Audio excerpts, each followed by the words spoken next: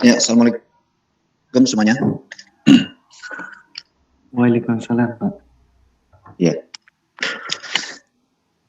Ya, silakan dilanjut dari kelompok kemarin, khususnya terkait dengan revisinya. Izin share screen ya, Pak. Namanya siapa? Luciana.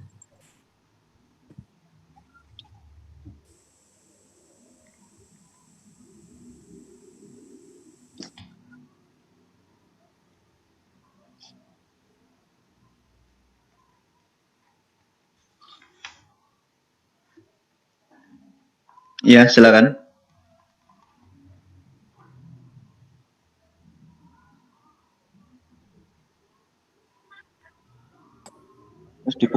Selamat pagi Pak Tau dan teman-teman.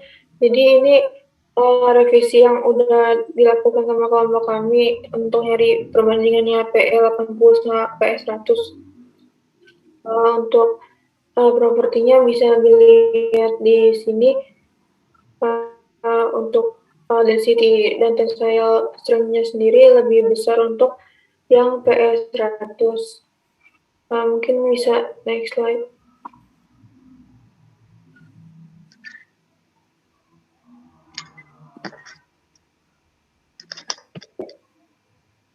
Jadi ini untuk perbandingan pemakaian untuk PE80 dan PE100.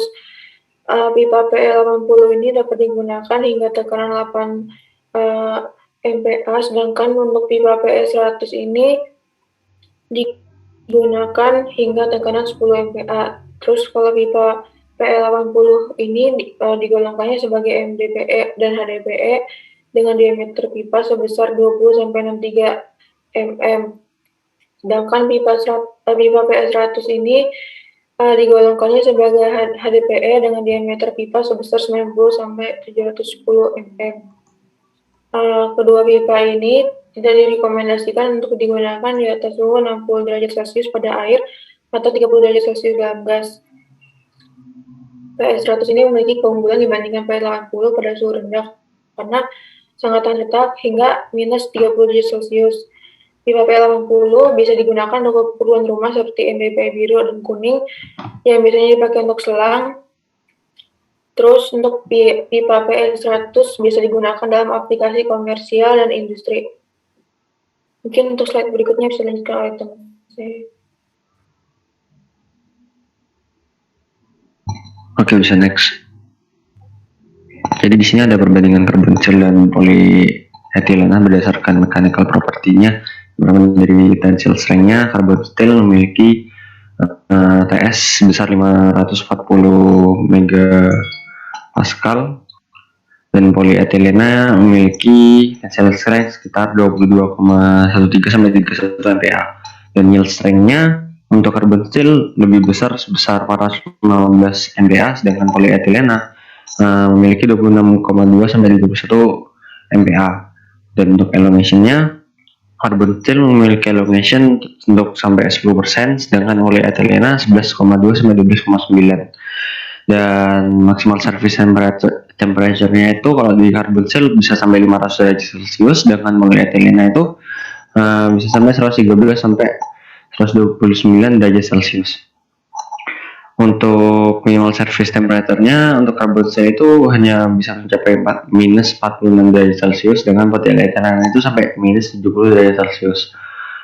Dan untuk melting temperature-nya atau titik meltingnya itu untuk karbonsil berkisar antara 1371 sampai 1540 derajat Celcius, sedangkan polietilena itu hanya 130 sampai 137 derajat Celcius. Bisa di next.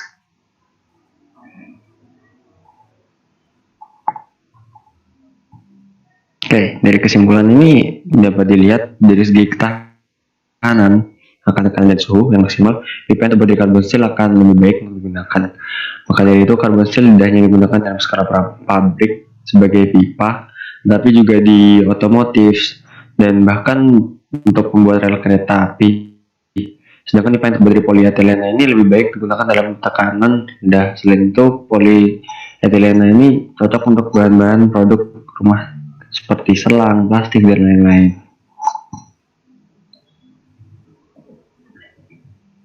So, next.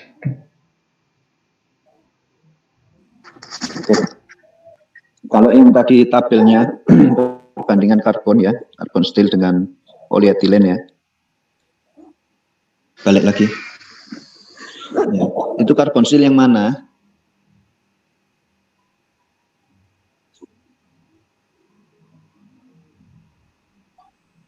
Yang kiri, Pak. Karbon steel yang mana? Jenis mana? Ini saya ambilnya secara umum aja sih, Pak. Jadi apa ya, diambil kisarannya gitu. Bukan, yang karbon steel yang definite itu. Tensile strength 540 misalnya seperti itu kan spesifik sekali itu. Oh iya Pak. Medium kira-kira di mana yang di situ? Bingung pertanyaan. Oke. Jadi itu buat kodenya mungkin saya bisa share di chat mungkin. Untuk kodenya ini ISI 12L14. Yang mana itu? Medium? Low?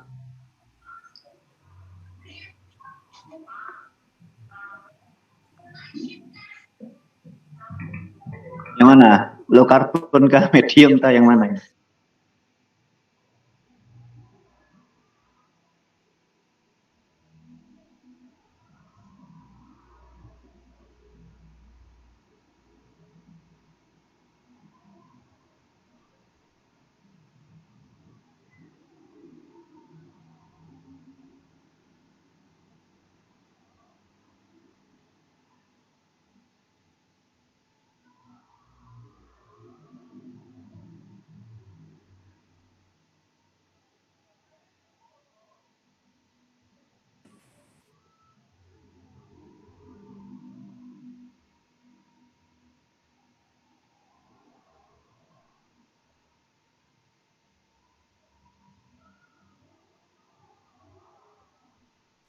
Untuk karbon, tolong dibantu.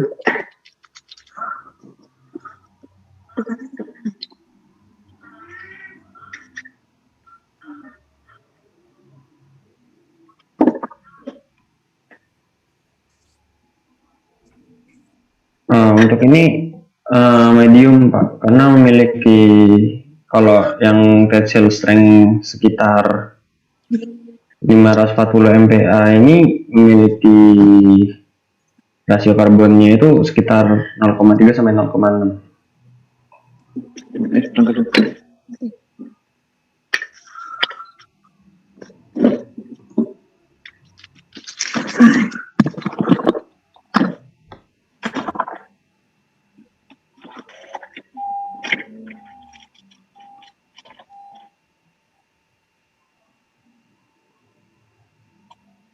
Yang low atau medium?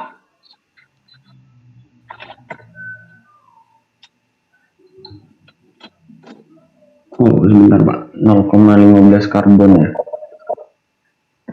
Untuk 0,15 karbon ini, untuk yang ini sekitar 0,15 karbon.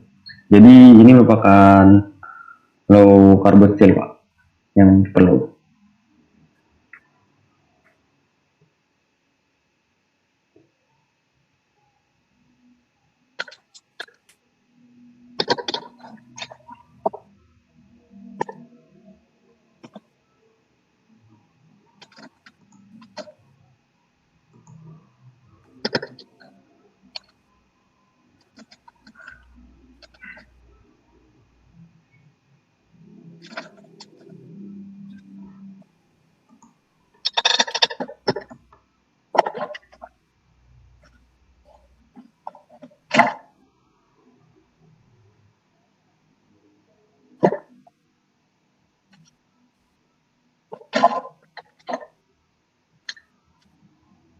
Untuk karbon dibantu.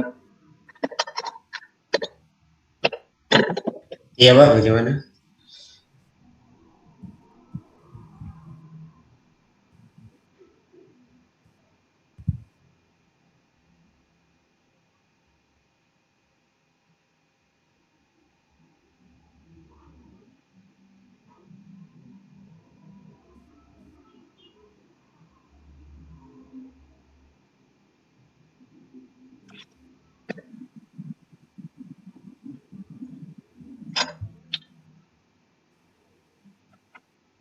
Jadi Ya, karbon.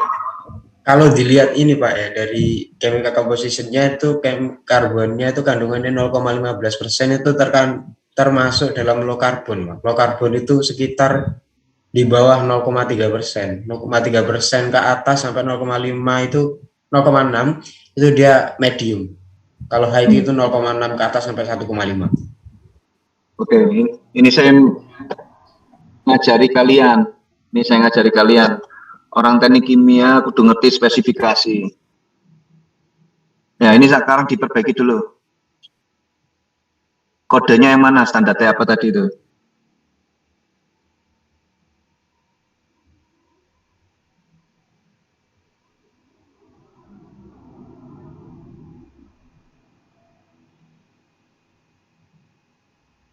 Karbonnya yang mana itu? Karbonnya yang mana tadi? Karbon apa?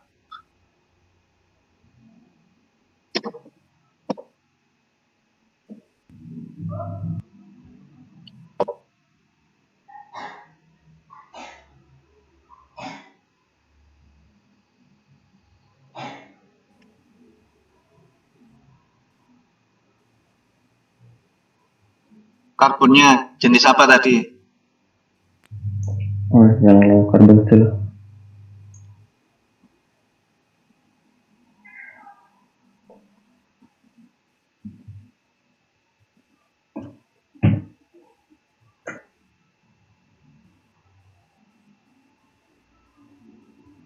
Ayo ditulis.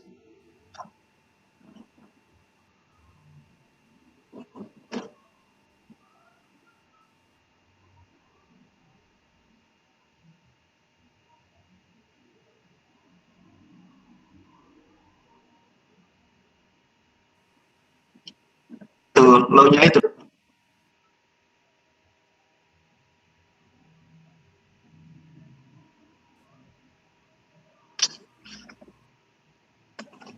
Low carbon steel, ngono lho Mas Bro.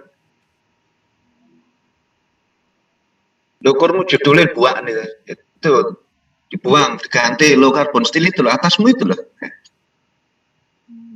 Low carbon steel, example IC Piro gitu loh.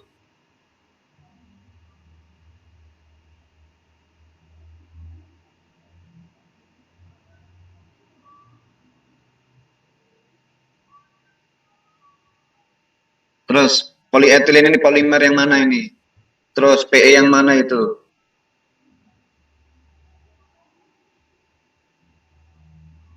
Polietilen itu loh, polimer jenis apa itu? Sama seperti saya menanyakan, karbon steel itu yang mana kamu? Polietilen tergolong yang mana?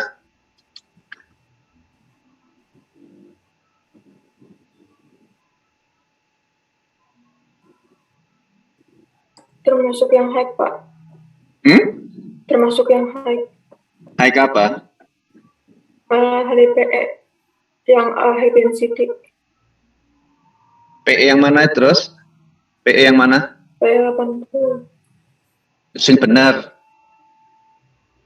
PE berapa di situ?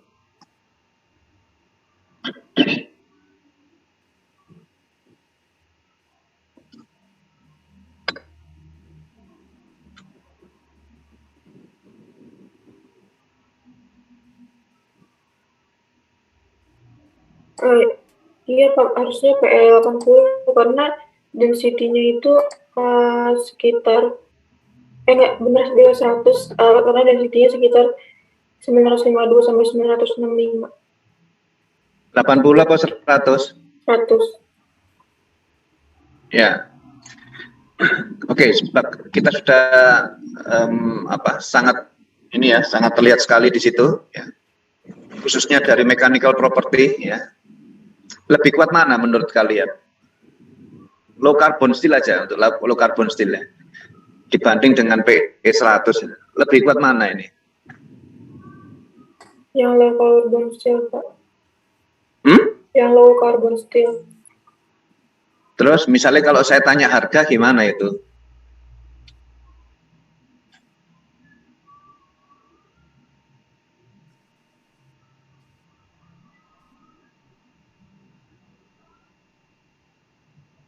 Lebih mahal mana ini? Lebih murah. Lebih mahal mana, Lucy? Lebih murah. Eh? Timbang carbon steel. Low carbon steel ya. Sekarang kelihatan constraint-nya itu. PE itu digunakan kapan itu?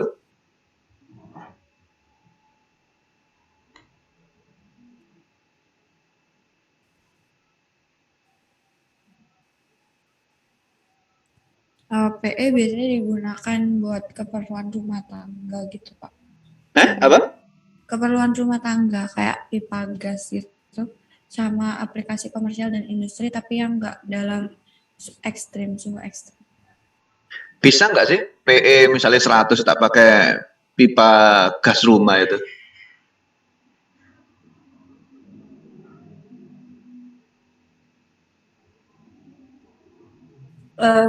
Izin menjawab, Pak.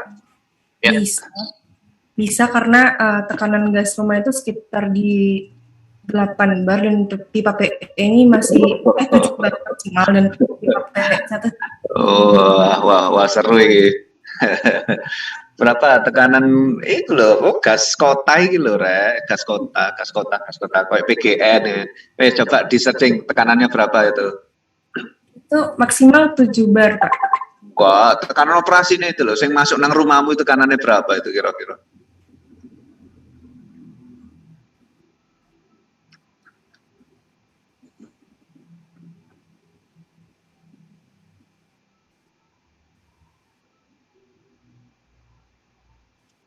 Bingung ya arah pembicaraannya.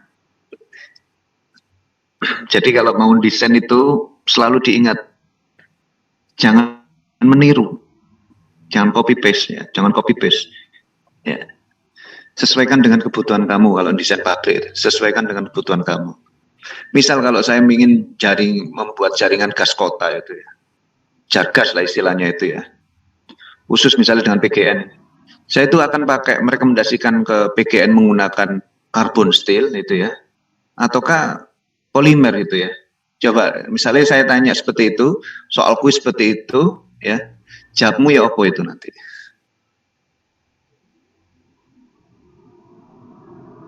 Saya nggak bangun pabrik, saya ingin membuat jaringan pipa gas itu.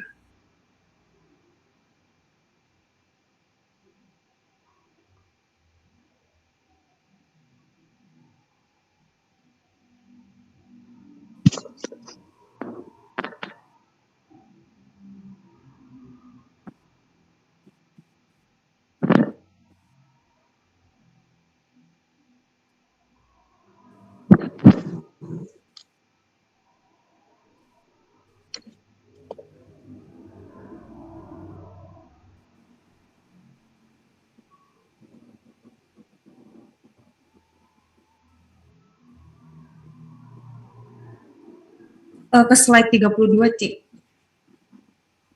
Itu, Pak, yang pembagian tekanannya di distribusi gas rumah tangga.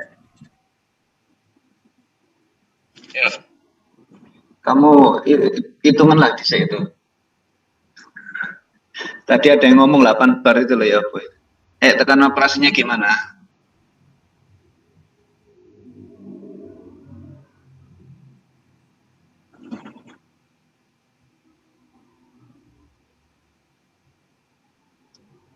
Ayo, silakan dijawab gimana? Jadi tetap untuk tekanan maksimal itu sampai mungkin Evania jawab tadi itu bukan, maksudnya itu ngarah ke situ, tapi untuk mechanical properties PE-nya ini bisa tahan sampai 8 bar, Pak. Tanyaan saya, misalnya saya mau bikin jargas itu loh, jaringan gas kota. Nah, kamu nanti pilih yang mana sih nanti itu? Pakai material apa itu?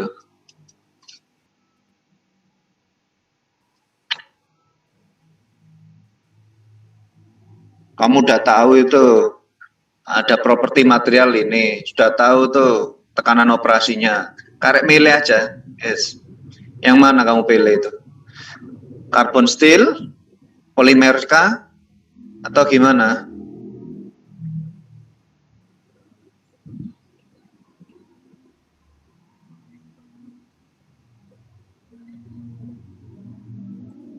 Kalau menurut saya polietilena cukup sih Pak, karena bisa sampai 20-an MPa, terus juga harganya lebih murah ketimbang carbon steel. Ayo gimana? Kamu pilih yang mana, Lus? Saya sama kayak Patricia tadi sih Pak, pakai polietilena HDPE itu udah cukup karena operasinya juga udah memenuhi itu strength-nya. Karena kan tadi katanya Yusufa dia beroperasi di sekitar 20 M bar, berarti harusnya udah cukup yang HDPE itu. Sekarang kamu searching ada tak itu PE 100 atau PE 80 untuk Kasalam?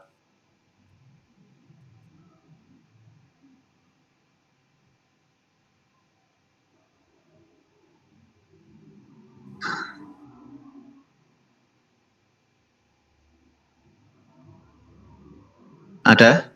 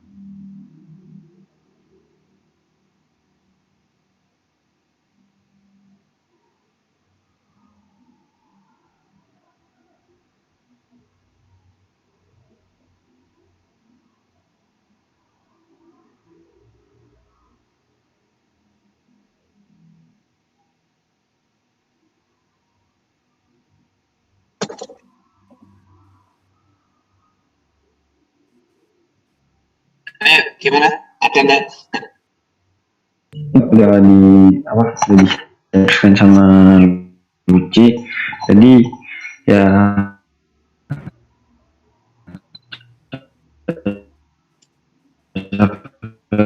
aja sih Pak. Kalau mau menggunakan 100 Pak. Berarti dipakai ya untuk Kasalam ya? Iya Pak, dipakai Pak. Sekarang jawabannya, nek menurut kamu udah tahu seperti ini, kamu pilih carbon steel atau PE gitu?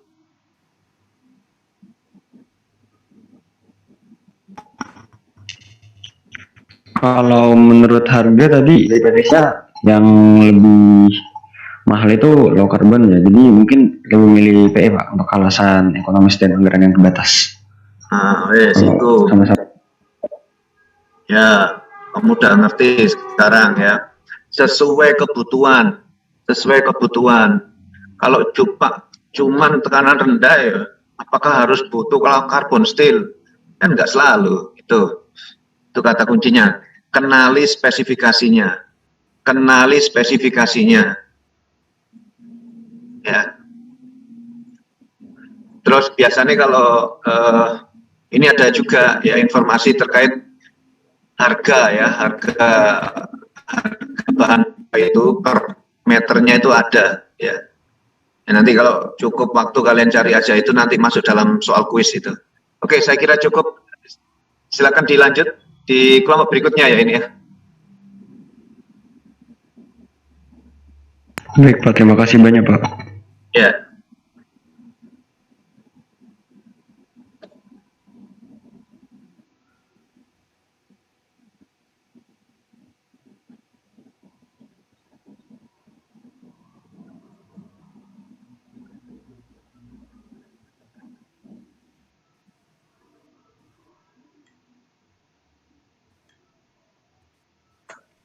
Permisi Pak, izin share screen.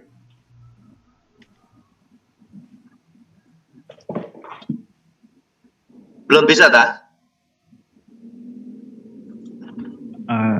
Belum bisa Pak, sepertinya Belum harus bisa, Pak. co-hostin dulu kita Pak. Namanya siapa? Fauzan Pak. Muhammad Fauzan ini ya? Iya Pak.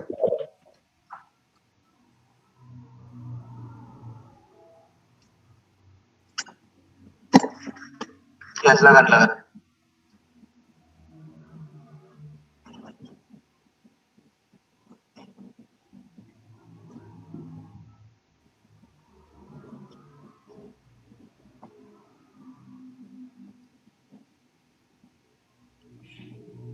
Oke, mungkin bisa langsung saja kita mulai. Assalamualaikum warahmatullahi wabarakatuh. Perkenalkan, kami dari kelompok 4 di sini akan membawakan materi terkait komposit. Di sini ada saya sendiri Yagi, terus ada Jasmine, Safa, Diana, Arla, dan Fauzan. Oke, bisa lanjut langsung ke bagiannya masing-masing. Oh iya, maaf sebelumnya. Untuk table of content-nya sendiri, atau isi kita yang pertama ada definisi dari komposit itu sendiri, terus klasifikasinya, terus ada struktur-struktur dari komposit, terus ada tentang non-komposit, dan ada code and standar juga, dan yang terakhir ada aplikasi di ini. Jadi yang pertama yaitu adalah definisi. Jadi komposit itu adalah suatu jenis bahan baru hasil rekayasa yang terdiri dari 2 atau lebih bahan di mana sifat masing-masing bahannya berbeda satu sama lain, baik sifat kimia maupun fisika, dan tetap terpisah dalam hasil akhir bahan tersebut, yaitu bahan komposit sendiri. Untuk bahan tingkat dasar yaitu material yang disusun dari 2 atom atau lebih pada molekul tunggal dan fisik kristal. Contohnya ada polimer dan keramik. Mikrostruktur yaitu material yang disusun dari 2 fase atau senyawa atau lebih pada kristal, fase dan senyawa. Contohnya ada paduan Fe dan C. Dan secara mikrostruktur material komposit itu tidak mengubah material pembentuknya gitu. Tapi secara keseluruhan material komposit ini berbeda dengan material pembentuknya karena akan terjadi ikatan antar permukaan gitu antara matriks dan filler. Untuk matriks dan filler nanti akan dijelaskan pada slide lebih lanjut. Dan makrostruktur yaitu material yang disusun dari campuran 2 atau lebih penyusun makro yang berbeda dalam bentuk dan atau komposisi dan tidak larut satu dengan yang lain. Nah, di next. Selanjutnya itu adalah tujuan dari adanya komposit ini, yaitu yang pertama adalah memperbaiki sifat mekanik dan atau sifat spesifik tertentu, yaitu di sini kita bisa mendapatkan mechanical properties atau sifat mekanis yang lebih baik dan hasil akhirnya bisa lebih bernilai kayak gitu. Dan mempermudah desain yang sulit pada manufaktur, keleluasaan dalam bentuk atau desain yang dapat menghemat biaya dan menjadikan bahan lebih ringan. Dan keunggulan, jika dibandingkan dengan logam, komposit itu memiliki keunggulan yaitu beratnya lebih ringan, kemudian kekuatan tariknya lebih tinggi, sehingga dia memiliki high specific stiffness atau tingkakuan, kemudian high specific strength atau kekuatan, terus excellent fatigue resistance atau kejemuan kayak gitu. Kemudian excellent corrosion resistance atau tingkat korosi, low thermal expansion atau tingkat ekspansi thermal yang rendah, kemudian high dimensional stability. Tadi next. Nah, kemudian penyusun komposit ini dapat dibagi 2 berdasarkan fase dan juga berdasarkan daerah. Untuk berdasarkan fase itu dapat dibagi menjadi 2, matriks dan filler. Kemudian masing-masing dari matriks dan filler ini juga sebenarnya bisa dibagi lagi, cuman akan dijelaskan lebih lanjut pada bagian klasifikasi. Kemudian untuk berdasarkan daerah, yaitu dibagi menjadi matriks, filler, interfase, dan interface. Tadi next. Yang berdasarkan fase, yang pertama yaitu matriks. Matriks yaitu fase dalam komposit yang punya fraksi volume terbesar dan memiliki sifat lunak, elastis, dan tahan lama, serta mampu mengikat bahan. Jadi tadi kan ada matriks dan juga filler. Nah, matriks ini sebagai pengikatnya itu. Dan fungsi matriks sendiri yaitu membentuk ikatan koheren pada permukaan matriks atau serat, kemudian meratakan tekanan tegangan yang diterima oleh serat, melindungi serat dari gesekan, mekanik dan kondisi lingkungan yang buruk, menahan posisi serat, menstabilkan komponen setelah proses manufaktur. Kemudian hal-hal yang harus diperhatikan dalam pemilihan matriks yaitu berat jenis, viskositas, kemampuan membasahi serbuk, tekanan dan suhu, penyusutan, dan juga void. Void sendiri itu adalah kekosongan yang terjadi pada saat fiber tidak didukung oleh matriks. Tadi next. Yang kedua yaitu filler. Nah, filler atau nama lainnya fiber atau reinforcement ini berfungsi sebagai penanggung beban utama pada komposit itu atau penguat. Nah, biasanya komposisi filler ini tidak melebihi dari 50% matriks, karena kalau berlebihan, ikatan kedua komponen komposit ini tidak akan maksimal dan kualitas kompositnya malah menurun. Dan agar menghasilkan komposit yang berkualitas, diperlukan bahan reinforcement yang memiliki mechanical properties yang lebih tinggi daripada bahan matriks. Dan bahan reinforcement ini berbentuk serat yang lentur, serta memiliki daya tarikan yang baik. Namun bahan ini tidak mampu digunakan pada suhu yang tinggi. Nah, di sebelah kanan ini ada gambar pembentukan dari komposit, yaitu terbentuk dari fiber atau filler atau reinforcement yang memiliki sifat high strength, high stiffness, dan low density, ditambah dengan matriks yang memiliki sifat good shear properties dan low density, menghasilkan komposit yang memiliki sifat high strength, high stiffness, good shear properties, low density. Tadi ini. Dan yang kedua, pembagian penyusun komposit berdasarkan daerah, yaitu yang pertama ada matriks atau penyusun dengan fraksi volume terbesar, kedua ada filler atau penahan beban utama, ketiga ada interfase atau pelekat antar dua penyusun, dan yang terakhir ada interface atau permukaan fase yang berbatasan dengan fase lain. Untuk gambarnya bisa dilihat di sebelah kanan, bisa di next. Nah, kemudian syarat dari pembentukan pembentukan komposit, yaitu adanya ikatan permukaan antara matriks dan filler. Ikatan antar permukaan ini terjadi karena adanya gaya adhesi. Dan gaya adhesi ini dapat terjadi melalui tiga cara utama. Yang pertama adalah interlocking antar permukaan, yaitu ikatan yang terjadi karena kekasaran bentuk permukaan partikel. Yang kedua, gaya elektrostatis, yaitu ikatan yang terjadi karena adanya gaya tarik-menarik antara atom yang bermuatan atau ion. Kemudian yang ketiga adalah gaya van der Waals, atau ikatan yang terjadi karena adanya pengutuban antara partikel.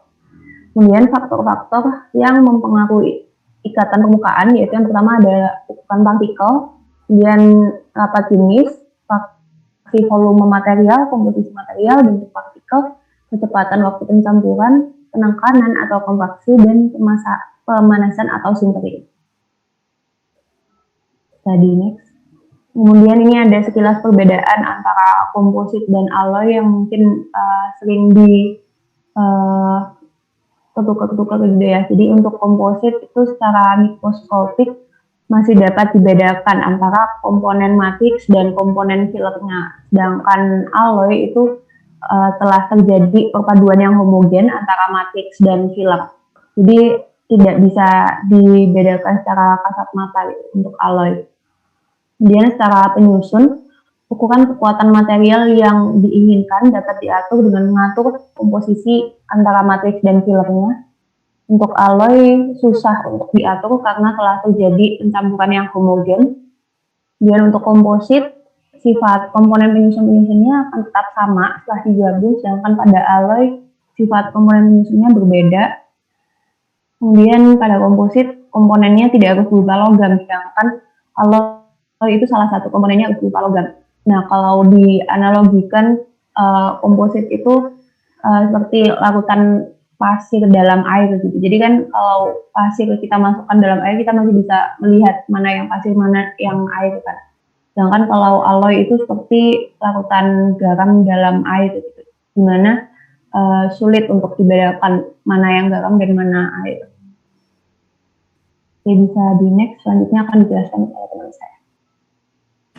Oke, selanjutnya ada klasifikasi komposit. Next. Oke, yang pertama berdasarkan bentuk matriksnya, di mana di sini berdasarkan bentuk matriksnya dibagi menjadi 3, yaitu yang pertama polimer matrik komposit atau yang biasa disingkat PMC, lalu yang kedua ada metal matrik komposit disingkat MMC, dan yang ketiga ada ceramic matrix komposit atau CMC. Bisa next. Untuk yang pertama polimer matrik komposit, di mana PMC ini bahan polimer merupakan bahan komposit yang sering digunakan. Lalu juga biasa disebut polimer berpenguat serat atau FRP atau fiber reinforced polymers, di mana bahan PMC ini menggunakan suatu polimer berbahan resin sebagai matriksnya, serta suatu jenis serat seperti kaca, karbon, dan aramid atau kevlar sebagai penguatnya.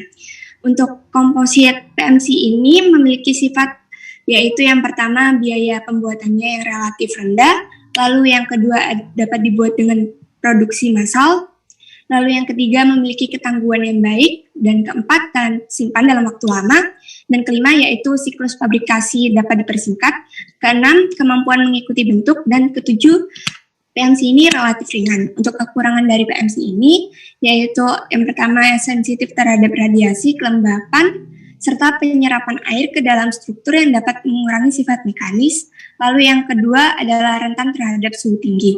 Mungkin bisa next. Untuk jenis polimer sendiri yang sering digunakan, yang pertama ada termoplastik, di mana termoplastik ini merupakan plastik yang dapat dilunakan berulang kali menggunakan panas. Lalu termoplastik ini merupakan polimer yang akan menjadi keras apabila didinginkan. Jenis polimer ini mengikuti perubahan suhu dan mempunyai sifat dapat balik ke sifat aslinya atau reversible. Lalu untuk contoh dari termoplastik yaitu pertama ada polyethylene terephthalate atau PET atau biasa PET ini biasa digunakan untuk botol plastik. Lalu ada nilon 66, polyester, lalu ada PTFE, lalu ada PES dan PVC. Mohon maaf. Bisa next. Lalu jenis polimer yang kedua ada termoset, di mana termoset ini tidak dapat mengikuti perubahan suhu atau irreversible. Lalu apabila dilakukan pengerasan, maka bahan ini tidak dapat dilunakkan kembali. Lalu untuk melakukan pemanasan dengan suhu tinggi tidak melunakkan termoset ini, melainkan akan membentuk arang. Lalu plastik jenis termoset ini jarang menarik untuk proses daur ulang karena penanganannya yang sulit. Untuk contoh dari termoset ini adalah bakelit, epoksida, dan BMI. Di mana termoset ini kebalikan dari termoplastik. Mungkin bisa next. Untuk yang kedua ada metal matrix komposit atau disingkat MMC. Di mana komposit ini, komposit matrix logam ini merupakan jenis komposit dengan matriks atau bahan pengikatnya tersusun atas suatu logam, misalnya seperti aluminium. Sebagai matriksnya dengan pengikatnya adalah serat silikon karbida yang dapat digunakan pada temperatur yang tinggi. Untuk contoh dari aplikasi MMC ini, yang pertama digunakan untuk peralatan elektronik, lalu yang kedua peralatan militer, contohnya seperti sudut turbin dan cakram kompresor. Lalu yang ketiga digunakan untuk aircraft atau rak listrik pada pesawat terbang. Next. Untuk kelebihan dan kekurangan MMC sendiri, yaitu yang pertama kelebihannya ada memiliki ketahanan terhadap temperatur tinggi, lalu tidak menyerap kelembapan, tidak mudah terbakar, lalu memiliki kekuatan tekan dan geser yang baik. Lalu yang kelima, kelebihannya memiliki ketahanan aus dan muai termal yang lebih baik. Untuk kekurangannya sendiri, biaya MMC ini relatif mahal jika dibandingkan dengan PMC. Lalu untuk standarisasi material dan prosesnya ini sedikit. Next. Untuk ceramic matrix komposit atau CMC, di mana komposit matrik keramik ini merupakan jenis komposit yang tersusun dari bahan keramik. Lalu untuk material komposit ini biasanya digunakan pada lingkungan yang bertemperatur tinggi. Lalu bahan ini itu menggunakan keramik sebagai matrik dan reinforcement-nya ini umumnya digunakan seperti oksida, karbida, dan nitrit. Untuk contoh aplikasi dari CMC ini yaitu seperti grafit atau keramik gelas untuk bantalan, atau perapat atau lem. Lalu serat grafit atau gelas boron silikat untuk alas kirim laser. Selanjutnya, untuk kelebihan dan kekurangan dari CMC sendiri, yaitu yang pertama kelebihannya yaitu sangat tangguh, lalu mempunyai karakteristik permukaan yang tahan aus, lalu unsur kimianya stabil pada temperatur tinggi dan memiliki kekuatan dan ketangguhan tinggi, serta ketahanan korosinya tinggi. Lalu untuk kekurangan dari CMC yaitu sulit untuk diproduksi dalam jumlah besar, lalu harganya ini mahal daripada dibandingkan PMC dan MC, lalu tidak efektif untuk digunakan. Mungkin bisa next. Selanjutnya akan dijelaskan oleh teman saya. Oke, jadi selanjutnya ada komposit berdasarkan penyusunnya, yaitu fillernya tadi. Yang pertama ada particle reinforced, ada fiber reinforced, dan struktural. Nah, untuk particle reinforced ini adalah komposit yang diisi oleh reinforcement atau penyusunnya itu berbentuk partikel atau serbuk, dengan keuntungannya meningkatkan kekuatan dan kekerasan material, kemudian kekuatannya juga seragam dari berbagai arah, dan yang terakhir cara penguatan dan pengerasan oleh partikulat adalah dengan menghalangi pergerakan dislokasi. Nah, particle reinforced ini dibagi menjadi dua subklasifikasi, yaitu large particle dan dispersion strengthened. Yang membedakan dari kedua subklasifikasi ini adalah dari penyusun dan mekanisme penguatannya. Nah, untuk large particle sendiri ini adalah ini ciri-cirinya interaksi partikel matriksnya itu tidak dapat dilakukan pada tingkat atom atau molekul. Kemudian untuk ukuran partikelnya itu 1 sampai 50 mikrometer. Kemudian partikel memberikan kekuatan pada komposit dengan menahan pergerakan matriks. Nah, salah satu contoh komposit large particle yang sering digunakan adalah Sherman, yaitu tungsten carbide atau molybdenum boride. Kemudian ada vulcanized rubber, yaitu karet atau karet karbon hitam. Dan yang terakhir konkrit ini beton, itu yang terdiri dari pasir dan kerikil yang dibungkus dengan semen sebagai matriksnya. Ini contoh gambar large particle, yaitu partikelnya itu besar-besar seperti ini. Kemudian ada dispersion strengthened, dengan partikelnya itu berukuran kecil, lebih kecil daripada yang large tadi, yaitu 0,01 sampai 0,1 mikrometer. Kemudian penguatan dan interaksi partikel ini terjadi di tingkat atom atau molekul, berbeda dengan yang tadi kan ada di tingkat bukan atom atau molekul. Kemudian untuk fraksi volumenya itu antara 5 sampai 15%, dan partikel ini lebih kuat dibandingkan dengan full metal matrix. Nah, yang kedua itu ada fiber reinforced. Nah, fiber komposit ini merupakan komposit yang penyusunnya adalah serat. Serat dalam komposit jenis ini berfungsi sebagai penopang kekuatan komposit, sehingga tinggi dan rendahnya kekuatan komposit itu bergantung dari serat yang digunakan. Nah, tegangan yang didapat oleh komposit ini awalnya diterima matriks dan kemudian diteruskan oleh serat. Nah, fiber yang digunakan dalam fiber komposit ini harus memiliki syarat, yaitu mempunyai diameter yang lebih kecil dari diameter matriksnya sendiri, namun harus lebih kuat dari bulk, dan harus memiliki tensile strength yang tinggi. Nah, faktor-faktor yang mempengaruhi properti mekanik dari fiber reinforced ini, yang pertama adalah panjang dari seratnya itu, kemudian ada orientasi, bentuk, konsentrasi, dan distribusinya. Nah, tadi ini yang fiber reinforced itu dibagi menjadi dua, yaitu continuous fiber reinforced. Nah, continuous fiber reinforced ini ciri-cirinya itu serat penguatnya itu kontinu dari ujung satu ke ujung matriks yang lainnya gitu. Kemudian kekuatan dan penguatannya itu maksimum itu dicapai sepanjang garis serat fiber, garis-garis ini. Kemudian dalam arah melintang, dalam arah transverse direction ini dia tidak ada penguat dalam serat. Kemudian itu fraktur terjadi pada tegangan tarik yang rendah. Nah, ini ada beberapa properti mekanik dari continuous fiber reinforced. Ada gelas polyester, karbon, dan Kevlar epoxy. Ini ada longitudinal tensile strength-nya sama transfer tensile strength-nya. Kemudian ada discontinuous aligned fiber reinforced, di mana efisiensi penguatan lebih rendah dibandingkan dengan continuous fiber reinforced. Kemudian ini juga menjadi sangat penting di market komersil. Nah, contohnya adalah serat karbon cincang. Bisa lihat dari gambarnya juga, ini adalah perbedaan dari yang tadi, ini lebih terputus-putus dan lurus seperti ini. Kemudian discontinuous fiber reinforced ini juga dapat diproduksi dengan modulus elastisitas dan kekuatan tarik yang masing-masing mendekati 90% dan 50% dari kontinuitas rekan seratnya. Kemudian ada discontinuous randomly oriented fiber reinforced. Nah, ini adalah komposit dengan serat pendek yang tersebar secara acak di antara matriksnya. Tipe acak sering digunakan pada produksi dengan volume besar karena faktor biaya manufakturnya itu lebih murah dibandingkan yang lain. Nah, kekurangan dari jenis ini tuh sifat mekanik yang masih dibawa dari penguatan dengan serat lurus pada jenis serat yang sama. Dan beberapa properti mekanik dari contoh-contoh fiber reinforce seperti ada E-glass, ini ada tensile strength-nya 3,45, specific strength-nya, ada modulus of elasticity-nya, dan ada specific modulusnya. Selanjutnya akan dijelaskan oleh teman saya. Selanjutnya adalah struktural composite. Mungkin bisa next. Struktural komposit ini biasanya terdiri dari bahan homogen ataupun komposit. Kemudian properti dari struktural komposit ini tidak hanya bergantung pada properti unsur materialnya saja, tapi juga pada desain geometris dari berbagai struktur elemennya. Berdasarkan struktural komposit ini dibagi menjadi dua, yaitu laminar dan panel sandwich. Untuk struktural yang pertama ada laminar. Nah, laminat ini adalah gabungan dari dua atau lebih lamina yang membentuk elemen struktur secara integral pada komposit. Proses pembentukan lamina ini disebut laminae.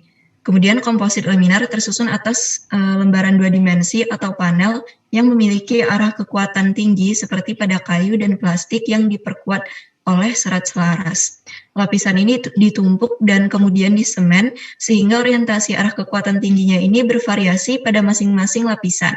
Laminasi juga dapat dibangun menggunakan bahan kain seperti kapas, kertas, atau serat kaca tenun yang tertanam dalam matriks plastik.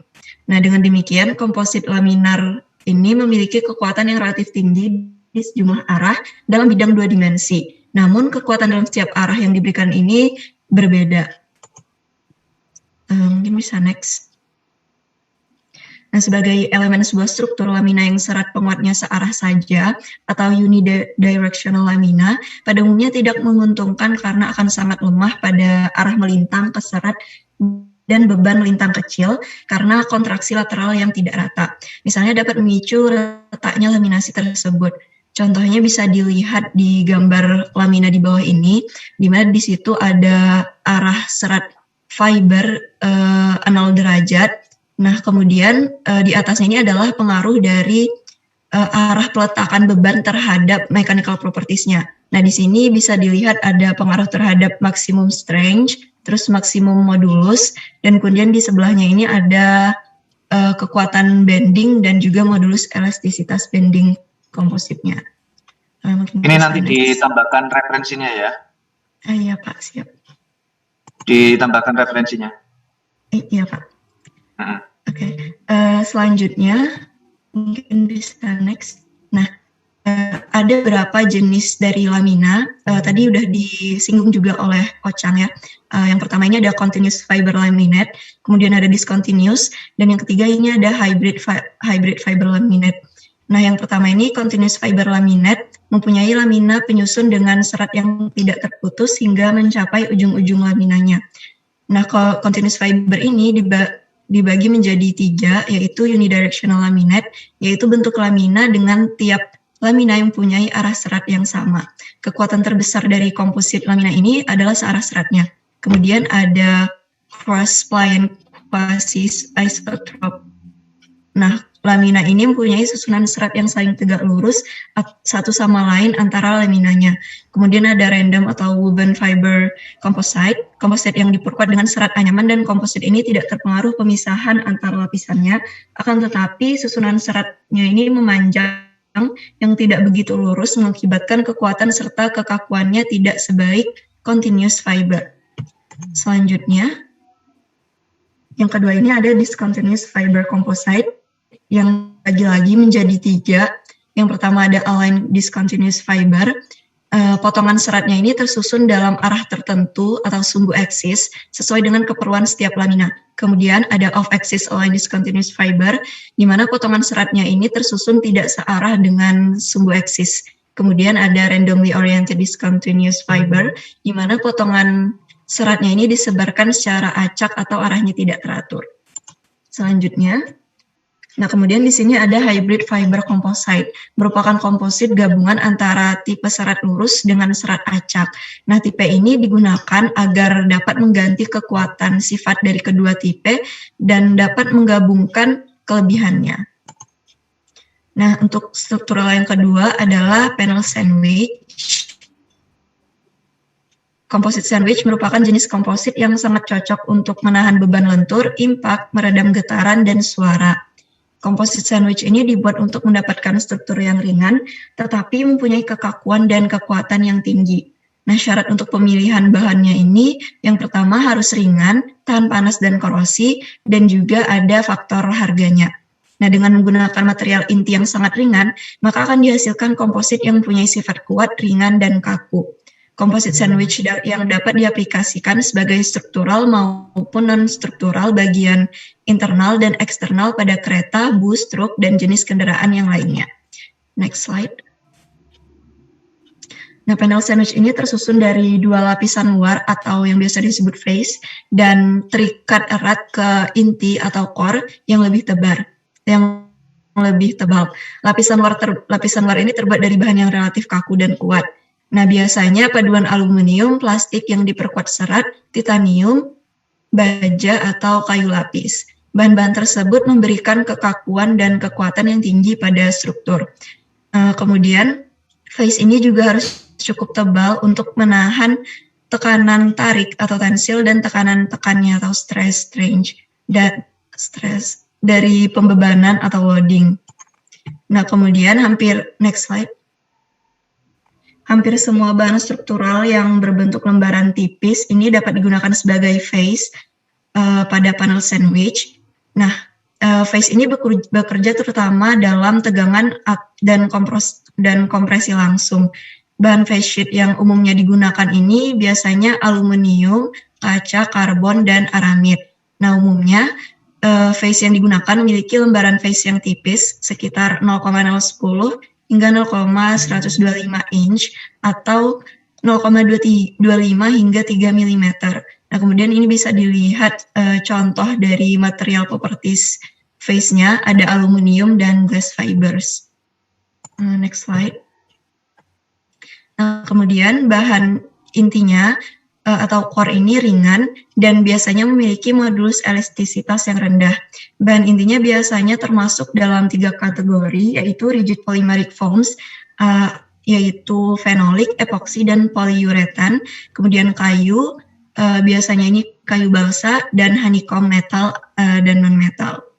Nah, honeycomb ini lebih mahal daripada foam core, tapi dia memberikan superior performance. Nah, makanya untuk industri komersial yang biasa itu lebih banyak menggunakan inti foam karena dia lebih mudah digunakan. Sedangkan untuk industri aerospace ini cenderung untuk menggunakan honeycombs. Nah, kemudian ini ada perbandingan dari gambar grafik dari kekuatan dan kekakuan dari berbagai bahan inti atau core-nya. Next slide. Nah, fungsi inti pada struktural komposit ini yang pertama mensupport lapisan luar, kemudian menahan transverse shear stress-nya, sehingga core ini harus memiliki shear strength atau kekuatan geser yang cukup, dan dia mencegah lekukan atau buckling pada panel, sehingga juga harus cukup tebal untuk memberikan kekakuan geser atau shear stiffness yang tinggi. Next slide. Nah, tadi udah dijelasin ada dibagi menjadi 3 kategori. Yang pertama ini ada rigid polymeric foams atau corrugated. Corrugated core ini diikat dari lembaran bergelombang di antara 2 lembaran permukaan tipis. Rasio kekuatan kebobotannya ini tinggi. Selain itu dapat menstabilkan face dengan menahan deformasi vertikal dan juga memungkinkan seluruh struktur bertindak sebagai plat tebal tunggal sebagai aset shear strength-nya. Kemudian juga cocok digunakan dalam bidang aeronautika, dirgantara, teknik sipil, dan aplikasi lainnya. Selanjutnya ada core honeycomb. Next slide. Nah, struktur sarang lebah ini posisinya tegak lurus dengan bidang face. Bahan honeycomb ini biasanya berupa paduan aluminium atau polimer aramid. dan kekakuan struktur sarang lebah ini tergantung pada ukuran sel, ketebalan dinding sel, dan bahan pembuatnya. Panel sandwich digunakan dalam berbagai aplikasi termasuk atap, lantai, dinding bangunan, kedirgantaraan, dan pesawat terbang. Nah, ini bisa dilihat gambar dari struktural panel sandwich-nya, khususnya honeycomb. Yang di atas itu tadi ada face sheet-nya, bawahnya juga dilapisi face sheet, kemudian ada adhesifnya untuk merekatkan face sheet dengan honeycomb, dan selanjutnya core-nya ini honeycomb. Mungkin untuk next slide bisa dijelaskan oleh rekan saya. Oke, selanjutnya masuk ke proses pembuatannya dari honeycomb itu sendiri. Jadi proses pembuatannya itu ada 2 cara berbeda. Jadi yang pertama itu dilakukan proses corrugating dulu. Ini mirip kalau yang tadi sebelumnya dibilang Arla kan dari 2 slide sebelumnya tentang rigid polymer foams atau corrugated. Jadi bentuknya itu bentukannya itu masih kayak yang di situ yang digulung-gulung itu, jadi masih kayak setengah bentuk honeycomb gitu. Nah, nanti dari lembaran yang udah dibentuk gitu itu nanti bakal direkatin biar ke bentuk honeycombnya gitu. Nah, terus untuk selanjutnya lanjut ke proses ekspansi. Maaf, ini maksudnya proses kedua ya tadi. Terus habis itu nanti setelah kebentuk yang setengah-setengah honeycomb tadi, terus digabungin lagi gitu pakai perekat. Jadi nanti bakal kebentuk bentuk honeycombnya. Nah, setelah kebentuk nanti kalau perekatnya misalnya udah kering, nah itu baru kayak apa ya, bisa ditarik atau gimana untuk memperluas daerahnya gitu. Mungkin bisa lanjut dulu untuk bentuknya. Next slide. Oke. Nah, jadi kalau bentuknya bisa dilihat kayak yang di kanan itu kayak dia kan bentuknya juga oke, kejelasannya. Jadi kalau dari honeycomb itu dia punya sifat mekanik yang sangat baik, terus juga kekakuannya sangat tinggi. Jadi sering kalau yang bisa saya lihat tuh bentuk honeycomb pada kardus gitu ya, nah itu dia kayak kardus itu bakal jadi lebih kuat gitu namanya. Terus juga dia tegak lurus sama permukaan, dan rasio kekakuan geser dan kekuatannya terhadap berat tuh tinggi gitu. Jadi kayak dia menambah nilai kekuatan dari suatu benda tersebut kalau dibentuk honeycomb. Nah, tapi kelemahannya kalau pada komposit atau pada logam gitu itu memerlukan biaya yang tinggi, dan juga pembuatannya itu sulit. Kayak tadi yang sebelumnya kita lihat itu juga proses pembuatannya agak sulit, dan dalam perakatannya juga. Nah, jadi makanya karena biaya tinggi dan cara buatnya juga sulit, ini jarang digunakan untuk honeycomb. Nah, mungkin next slide. Ada yang lebih mudah dari honeycomb untuk pembuatannya, jadi namanya cellular foam. Nah, tapi walaupun dengan kelemahan dia itu kekakuan dan rasio kekuatan terhadap beratnya itu nggak sekuat honeycomb, tapi dia tuh punya kelebihan dan keuntungan lainnya, yaitu pastinya dia cellular foam itu lebih murah apabila dibanding dengan honeycomb. Terus kepadatannya itu pada tingkat makroskopik, jadi membuat pembuatan elemen sandwichnya itu jauh lebih mudah gitu, dibandingkan dengan honeycomb. Terus juga dia isolasi thermalnya tinggi, tahan terhadap suhu gitu ya, tahan untuk mengisolasi suhu. Terus peradaban akustiknya juga tinggi, dan struktur cellular foam ini terbuat kebanyakan dari busa gitu, sehingga strukturnya menjadi apung. Jadi nggak perlu khawatir dengan yang namanya penetrasi air atau misal air merembes. Nah, mungkin kalau teman-teman agak bingung cellular foam itu kayak apa, mungkin gambaran yang sering kita lihat di dunia nyata itu kayak styrofoam, gabus gitu-gitu. Terus juga kan itu tahan terhadap suhu, kayak biasa sering dibuat untuk nyimpan ikan atau apa gitu kan, dan juga bisa digunakan untuk peredam audio di room band gitu. Mungkin next slide. Kita masuk ke jenis-jenis dari cellular foam itu sendiri. Jadi yang pertama ada polyurethane foam atau PUR. Ini dia dibuatnya dari reaksi antara isocyana dan polyol, dan atau juga triklor tepung metana atau karbon dioksida gitu. Ini dia digunakan sebagai blowing agent pada reaksi isothermal. Sudah. Oh, jadi blowing agent itu apa? Blowing agent itu zat yang mampu menghasilkan struktur seluler melalui proses pembusaan pada berbagai material yang mengalami pengerasan atau transisi fase. Contohnya seperti polimer, plastik, dan logam. Jadi kan ini komposit masuk blowing agent. Terus untuk selanjutnya dari polyurethane foam ini dia barat molekulnya tinggi, terus suhu termalnya rendah, kayaknya tahannya pada suhu termal rendah gitu. Terus koefisien konduktivitas dan difusinya itu membuat dia itu menjadi bisa memberikan sifat isolasi yang sangat baik. Dan selanjutnya untuk sifat mekanisnya dia sebenarnya lebih rendah dibanding inti plastik seluler lainnya, jenis-jenis seluler foam yang lainnya. Tapi kalau dari polyurethane foam itu dia dari bahannya itu yang paling murah dibanding yang lainnya. Tapi memiliki kekurangan-kekurangan yang tadi. Terus ini di bawah tabel kayak dari alfanya, terus lambdanya, terus dari suhu, terus dari sigma itu di situ ada sigma yang dari tegangan sama sigma dari kompresinya. Terus kalau E itu modulus elastisitasnya, tingkat keelastisisannya. Terus ada tau sama G-nya itu modulus besarnya gitu. Terus mungkin next slide dulu. Nah, selanjutnya ada polystyrene foam atau yang biasa kita kenal styrofoam, kodenya PS gitu. Ini diproduksinya bisa lewat proses ekstrusi atau ekspansi tertutup. Nah, prosesnya itu plastik dicampur sama blowing agent, terus nanti dia mengembang pada suhu tinggi gitu, terus jadi gitu. Terus dia ini memiliki mekanik yang cukup baik dan sifat insulasi thermalnya itu juga bagus dan dengan harga yang murah gitu. Makanya sering dibuat buat dipan ikan atau apa gitu-gitu. Terus kekurangannya ini basisnya ester, jadi tidak dapat digunakan sebagai perekat. Seperti yang kita tahu kalau kayak gabus, styrofoam itu kan nggak bisa dilengketin gitu ya. Terus ini selanjutnya bisa digunakan sebagai bahan isolasi thermal, dan kalau untuk sekarang itu biasanya digunakan untuk membawa beban, kayak misal bawa tangki dan wadah pendingin gitu. Mungkin next slide. Nah, jenis yang ketiga yaitu polyvinyl chloride foam atau PVC.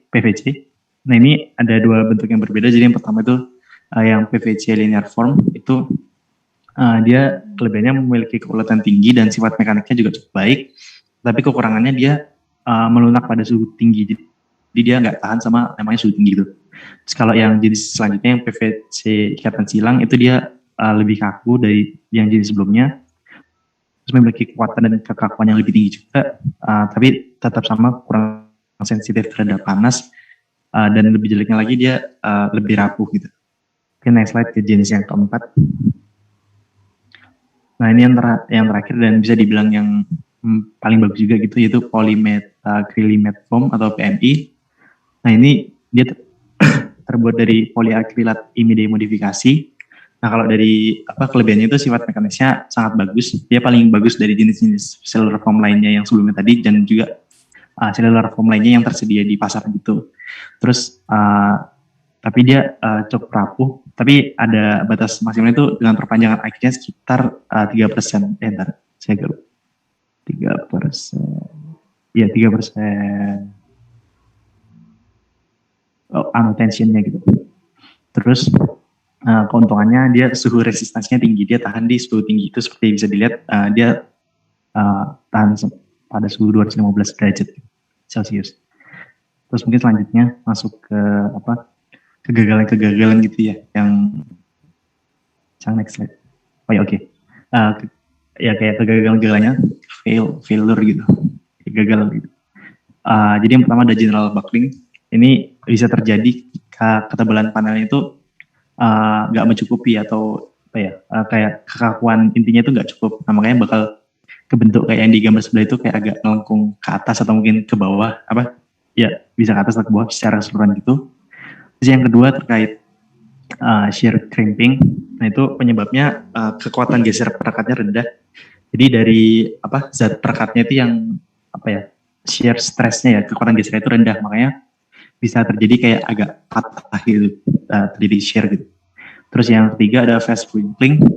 Nah, itu disebabkan oleh inti sebagai fondasi elastisnya itu salah gitu, karena mungkin disebabkan oleh kekuatan relatif inti dalam kompresinya dan juga dari kekuatan perekat dalam tegangannya. Nanti jadinya bakal seperti di gambar itu. Terus yang D ada intracell buckling atau dimpling. Nah, itu disebabkan karena permukaan lembarannya itu mungkin terlalu tipis atau ukuran sel intinya yang terlalu besar gitu. Nah, nanti kalau menyebar, misalnya beriringan, nanti bisa juga menyebabkan jadi fast wrinkling kayak yang sebelumnya. Terus yang kelima ada tentang facet failure. Ini disebabkan oleh ketebalan panelnya itu nggak mencukupi.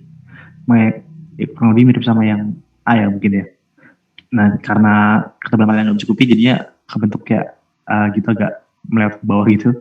Terus yang untuk yang F atau transfer shear failure itu disebabkan oleh kuat tekan intinya itu kurang atau nggak mencukupi ya kayak dari bahan itu apabila ditekan terlalu kuat lebih itunya itu bakal nggak mampu dan bakal kebentuk kayak gitu yang di gambar F.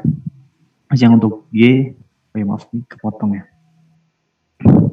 Yang untuk G itu local crushing of core atau disebabkan oleh kuat tekan intinya nggak mencukupi, sama kayak yang sebelumnya. Terus juga yang terakhir yang H itu Fauzan mungkin bisa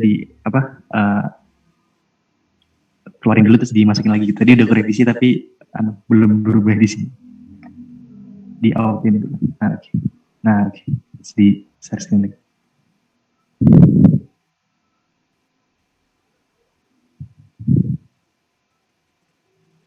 Oke, makasih. Yang G tadi itu flexural crushing of core itu disebabkan oleh kuat tekan inti yang nggak mencukupi. Dan yang terakhir local crushing of core disebabkan oleh kuat tekan inti yang rendah. Jadi dari F, G, dan H itu sama-sama disebabkan oleh kuat tekan inti dari bahan itu yang nggak mencukupi atau rendah gitu. Tapi bentuknya bakal beda-beda. Ada yang kayak F tuh di sebagian, terus yang flexure tuh kayak melewat secara hampir semua gitu. Terus yang di H itu yang seperti gambar itu gitu. Ini bisa dilanjut sama teman saya yang lain. Ya mungkin bisa di next untuk nanokomposit. Oke, nanokomposit itu dibentuk dengan menggabungkan dua bahan atau lebih material berbeda dengan skala nano pada bahan matriks. Nah, sifat nanokomposit juga ditentukan oleh bentuk dan isi nanopartikel serta karakteristik antarmuka matriks nanopartikel. Nah, kebanyakan nanokomposit komersial saat ini itu menggunakan 3 jenis nanopartikel, yaitu yang pertama nanokarbon, yang kedua nanoclase, dan yang ketiga nanokristal partikulat. Bisa di next. Nah, setelah itu peningkatan properties pada nanokomposit sendiri, yang pertama yaitu pada mechanical properties-nya, yaitu yang termasuk kekuatan, modulus, dan stabilitas dimensi. Yang kedua adalah konduktivitas listrik. Yang ketiga penurunan permeabilitas gas, air, dan hidrokarbon. Yang keempat ada flame retardancy, yaitu tidak mudah terbakar. Dan yang kelima ada thermal stability. Yang keenam ada chemical resistance. 7 ada surface appearance atau penampilan permukaan, dan yang terakhir ada optical clarity atau kejernihan optik. Mungkin bisa di next. Untuk aplikasi dari nanokomposit sendiri adalah yang pertama ada dari komponen otomotif dan tangki bahan bakar, dan ada pelapis proteksi dari gas dan oksigen, kemasan pangan atau food packaging, dental restoration, dan bahkan pelapis proteksi dari api atau flame barrier coatings. Bisa di next. Nah, untuk aplikasi lainnya dari nanokomposit sendiri, yang pertama ada komponen dari baterai lithium, yaitu perkembangan metode untuk membuat anoda untuk baterai lithium ion dari komposit yang dibentuk dengan nanosfer silikon dan nanopartikel karbon. Dan anoda yang terbuat dari silikon karbon nanokomposit membuat kontak yang lebih dekat dengan elektron lithium yang memungkinkan pengisian daya lebih cepat. Yang kedua ada sebagai kemasan pangan, yaitu bahan nanokomposit polimer itu dikembangkan dalam bentuk aplikasi untuk mendeteksi bakteri patogen atau kemasan aktif dan kemasan antimikroba dan penghambat formasi terbentuknya racun. Dan yang ketiga ada membentuk proses penyembuhan patah tulang yang terbentuk dari nanotub polimer nanokomposit yang digunakan sebagai perancah yang memandu pertumbuhan tulang pengganti. Mungkin bisa di next. Untuk kode and standard mungkin akan dijelaskan oleh teman saya. Selanjutnya ada kode and standard. Yang pertama itu standar. Standar adalah kumpulan kode, spesifikasi, seakan aplikasi, klasifikasi, dan petunjuk yang telah disiapkan oleh suatu institusi dan disahkan dengan prosedur yang ada. Ada ASTM atau American Society for Testing Standard, ISO atau International Organization for Standard, CEN atau Committee of Europe Normalization, DIN atau Deutsche Institute for Normen, dan BSI British Standard Institute. Jadi ini. Nah, standar komposit ASTM berperan penting dalam evaluasi dan penentuan sifat fisik, shear, tensile, kelenturan dan compressibility dari berbagai bentuk material komposit yang digunakan dalam aplikasi struktural. Nah, standar ini dapat membantu memandu produsen dan pengguna bahan dalam fabrikasi dan pengujian yang tepat untuk menjamin kualitasnya. Nah, pada tabel yang di sebelah kanan ini adalah beberapa contoh standar, tingkatannya dan juga kepanjangan dari nama-namanya. Di next. Selanjutnya yaitu kode. Kode itu adalah standar yang telah diadopsi dari beberapa badan pemerintah yang memiliki kekuatan hukum atau merupakan dokumen yang telah dipersyaratkan dalam suatu kontrak. Di ASTM sendiri ada A sampai G, A itu iron and steel materials, B itu non-ferrous metal materials, C untuk keramik, concrete and masonry materials, D miscellaneous materials, E miscellaneous subject, F materials for specific applications, G corrosion, deterioration, and condition of materials. Dan sebelah kanan itu ada contoh kode-kode ASTM yang depannya D atau miscellaneous materials. Yang miscellaneous sendiri itu artinya adalah bahan yang beraneka ragam. Jadi sesuai dengan pengertian dari komposit sendiri, di mana komposit kan tadi tercampur atas dua bahan atau lebih. Jadi code and standard ini ada banyak. Ini contoh dari code and standard dari fiberglass pipe untuk spesifikasi dan klasifikasi produk. Ini salah satu contohnya ada yang paling kiri atas itu ada ASTM D2310. Itu standard classification for machine made fiberglass. Dan untuk yang lain-lain itu juga berbeda-beda gitu untuk spesifikasi dan klasifikasi produk-produk lainnya. Bisa di next. Kemudian ada untuk praktik yang direkomendasikan itu untuk dimensi, contohnya ada ASTM D3567, itu rekomendasi praktik untuk determining dimensions of fiberglass. Dan untuk installation contohnya ada ASTM D3839, itu contoh standard guide for underground installation of fiberglass. Dan ada contoh lainnya juga tadi ini. Bisa tolong di next. Ya, untuk metode tes standar yang pertama ada tensile properties, itu contohnya ada ASTM D638, yaitu tes standar untuk tensile properties dari plastik. Kemudian ada compressive properties, namanya ada ASTM D695, itu adalah tes standar untuk compressive properties dari rigid plastics. Kemudian ada bending properties, internal pressure strength, pipe stiffness atau kekakuan pipa, external pressure atau tekanan, dan juga chemical resistance atau ketahanan dari chemical gitu. Bisa di next. Selanjutnya akan dijelaskan kembali oleh pemirsa. Untuk aplikasi dan industri mungkin bisa di next. Ya, dari komposit sendiri kan sifatnya yang ringan, kuat, dan tidak mudah getas, itu menjadikan komposit sebagai pengganti logam atau metal pada komponen industri aerospace dan otomobil. Nah, hal ini didasarkan dari pengurangan berat komponen sehingga menghemat bahan bakar. Nah, selain itu, komposit juga tahan akan bahan kimia dan korosi sehingga digunakan sebagai material penyusun storage tank, scrubber, dan reaktor. Dan ini bisa digunakan pada kondisi asam, basah, ataupun lembab. Mungkin bisa di next. Nah, ini ada tabel untuk perbandingan dari material tentang metal, polimer, keramik dengan komposit sendiri dari ikatan, struktur, kelebihan, dan kekurangan sendiri. Untuk ikatan dari metal itu ikatannya logam dengan strukturnya kristal, dan kelebihannya dari metal sendiri kan kuat, kaku, memiliki ductilitas dan konduktif, dan kekurangan sendiri itu mengalami faktur dan mengalami fatigue. Dan untuk material polimer sendiri, ikatannya itu kovalen, struktur molekul rantai, dan kelebihannya itu ringan, tahan korosi, dan murah. Nah, namun kekurangannya itu kurang kuat, kurang kaku, dan creep atau deformasi plastis. Dan material yang selanjutnya ada keramik, yaitu dengan ikatan ion kovalen yang memiliki struktur kristal atau amorf.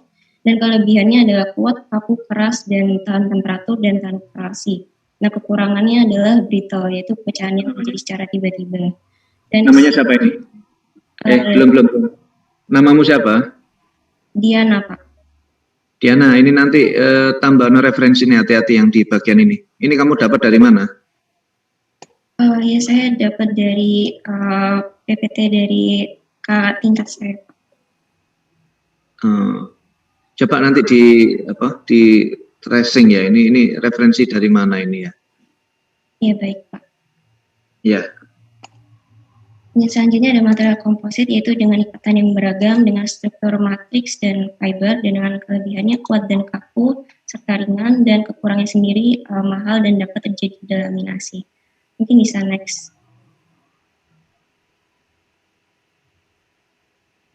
Yang selanjutnya adalah salah satu aplikasi material untuk underground storage tank, yaitu dengan Design Underground Storage Tank atau USTS. Nah, sekarang itu menggunakan sistem double walls yang terdiri dari inner dan outer bermaterial komposit glass reinforcement plastik atau GRP sebagai proteksi ganda. Dan di-coating menggunakan resin epoxy vinyl ester sehingga tahan korosi dan tidak mudah bereaksi dengan bahan bakar yang disimpan. Serta minim biaya perawatan dan tahan lama. Ini bisa di next. Nah, selanjutnya ada aplikasi untuk LNG tank, yaitu desain baru tangki penyimpanan LNG dan adalah komposit concrete cryogenic tank atau C3T, yaitu menggunakan nikel pada baja berkurang sebesar 9% dan digantikan dengan karbon steel, beton, dan kawat yang mempermudah penyusunan dan mengurangi harga material dan mempercepat konstruksi. Ini bisa di next. Ini selanjutnya ada aplikasi untuk CNG tank, yaitu ada beberapa tipe, ada 4 tipe. Dengan tipe pertama ada dengan metal silinder, jadi ini full metal, tidak ada campuran komposit. Itu menggunakan material BS5045 steel atau IC4340 dengan working pressure kondisi operasi 200 bar. Dan tipe 2 itu ada metal liner with wrap composite. Ini liner tabungnya tetap terbuat dari logam, namun linernya tersebut dibungkus sebagian, yaitu hanya pada bagian silinder sirkularnya, sedangkan bagian dome atau kubah tidak dibungkus oleh material komposit semacam carbon fiber dan glass fiber dan dikeraskan dengan epoksi atau polyester resin. Dan yang tipe 3 ada metal liner with fully wrapped composite. Nah, ini hampir sama dengan tipe 2, namun semua permukaan linernya itu terbungkus oleh komposit yang dikeraskan dengan resin. Dan ini menggunakan material aluminium yang misalnya A6061. Nah, ini olah yang cukup luas sebagai bahan linernya, sehingga tabung tipe 3 ini memiliki sifat anti korosi yang baik dan umur fatigue yang tinggi. Nah, untuk tipe 4 ini fully composite atau semuanya dari komposit. Itu linernya terbuat dari plastik tipe HDPE dan warnanya dibungkus dengan komposit carbon fiber dan fiberglass yang dikeraskan dengan resin. Namun harganya masih relatif mahal. Oke, sampai di sini dulu diskusinya. Nah, saya pancing ya. Ini tetap misalnya kita lidah adalah gas alam ini ya. Saya pancing-pancing dulu ini diskusinya ya. Carbon steel, misalnya carbon steel ya. Kapan menggunakan carbon steel untuk transportasi fluida gas alam?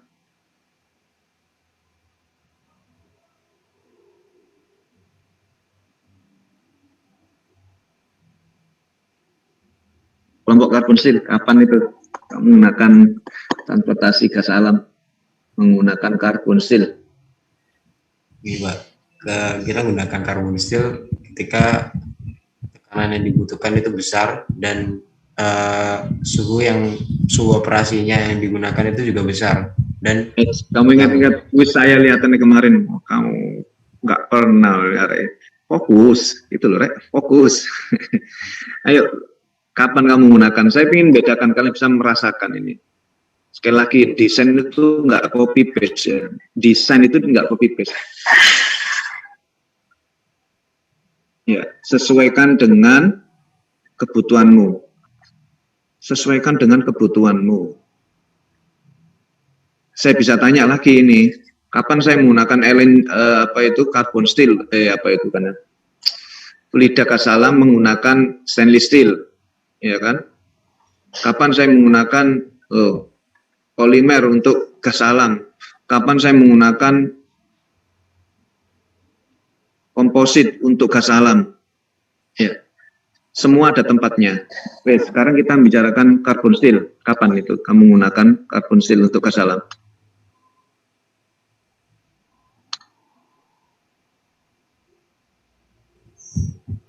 Menurut saya kita gunakan carbon steel ini buat untuk yang gas alamnya yang bertekanan tinggi gitu Pak, yang buat Tinggi itu tekanan berapa? tinggi. Tinggi itu berapa menurutmu? Kemarin di soal 50 bari, 28 bari itu. 50 bar. 28 Pak, mohon maaf. Ngawur kamu ya. Ayo, kamu ngomong mbak saya itu ingat, ongkong-ongkong itu ingat, itu loh. Diperhatikan dengan seksama ya.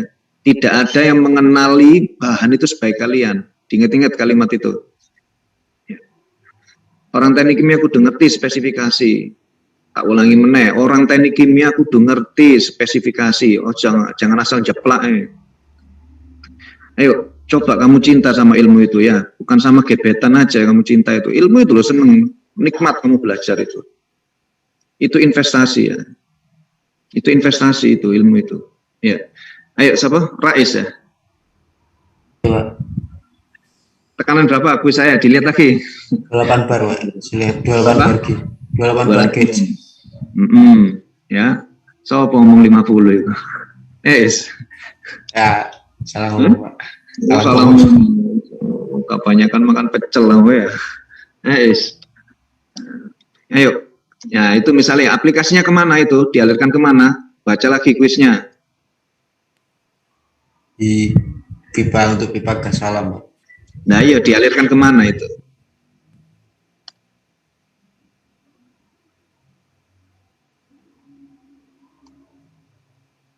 Dialirkan kemana? Pembangkit apa? Gas pembangkit. Pembangkit apa? Coba nocon dah. Pembangkit listrik lah Pak. Lah iya sing pembangkit listrik akeh. Ono PLT, ono nuklir. Itu kan dialirkan untuk keperluan pembangkit listrik. Yang mana? Gas alam gitu. Yang mana? Ayo wis. Bukaan mana ta? Kuismu itu loh bukaan. Ya sebentar Pak. Ingat saya buat pembangkit listrik itu Pak. Bentar, saya masih nyari Pak. Kamu bukan kelompok karbon steel lah, Iya, saya kelompok karbon steel Pak. Iya, ayo. Wis liyane wis. Rais bosen aku wis liyane. Ayo, karbon steel lain jawab ini.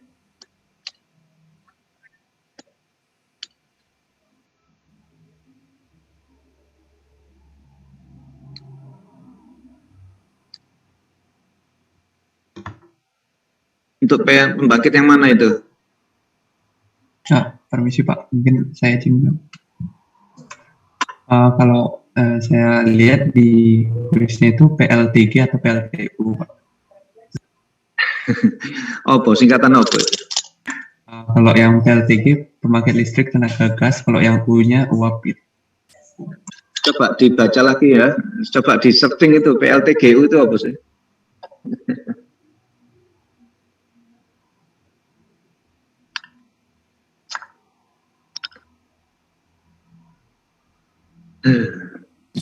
Pembangkit listrik tenaga gas dan uap ya Pak? Ya.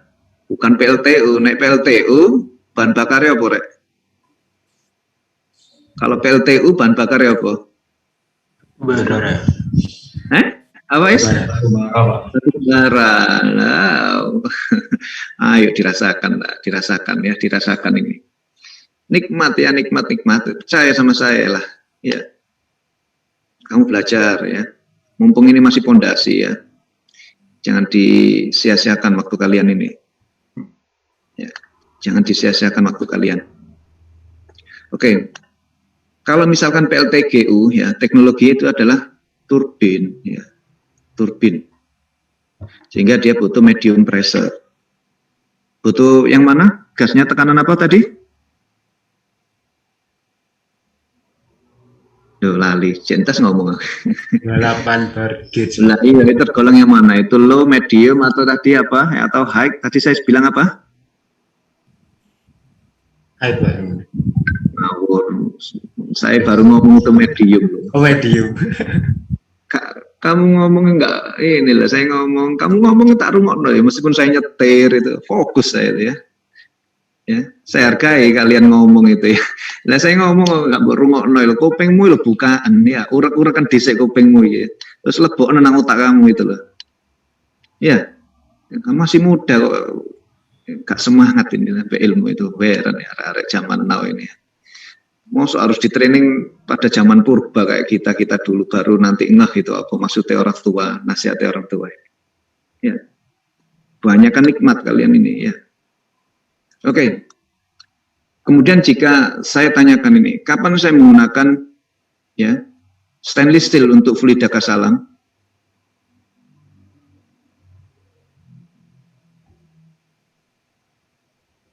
Kondisinya gimana itu? Kalau kita bahas material berikutnya adalah stainless steel. Kapan saya gunakan itu stainless steel untuk transportasi fluida gas alam? Saat ini Pak, saat LNG yang ditransferkan, karena dia kriogenik gitu. Temperatur berapa? Sekitar min 160-an. Sekitar berapa? Minus 160-an kalau tidak salah. 160-an, ya. LNG itu tekanannya tinggi apa rendah? Atau medium? Tadi siapa ini Mbak Is namanya? Siapa ini jenenge? Namanya siapa ini? Yasmin Mbak. Aimin.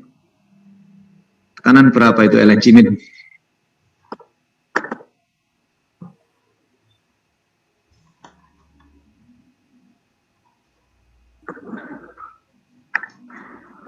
Oh, saya bingung. Jangan ngelamun Rais saya, ya. Banyak sih ganteng daripada Rais itu. Min, Admiral ini ya, anu lah, tapi saya ngelamunan Admiral ini ya. Kalau di kuis kemarin 7 berapa? Ya wes, itu nanti di storage-nya. Coba nanti kamu lihat aplikasi LNG ya. Oke, kamu perhatikan dengan sesama tekanannya, ya, temperaturnya itu adalah kondisi operasinya. Ya, dilihat constraint-constraintnya di sana. Kemudian kita membahas polimer tadi itu. Polimer untuk gas alam kapan itu digunakan?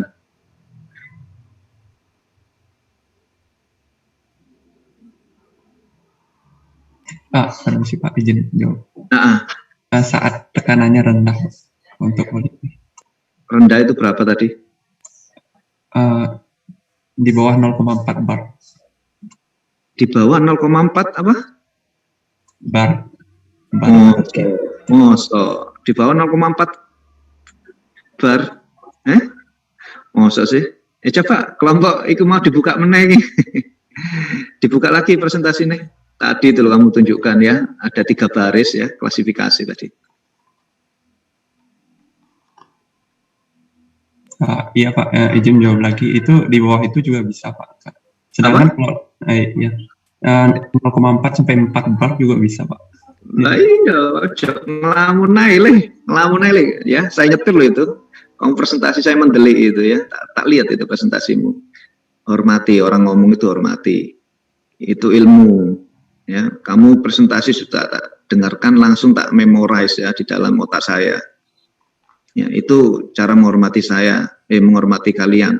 Ya, kamu presentasi tak dengarkan, tak cerna, tak pelajari. Ono sing ngawur, langsung tak ingatkan. Tadi misalkan kelompok ini ya, tadi ada yang belum satu hal yang penting tadi ya, tak tambahkan citasi ya. Kemudian ada satu lagi terakhir tadi itu ada perbandingannya tadi juga.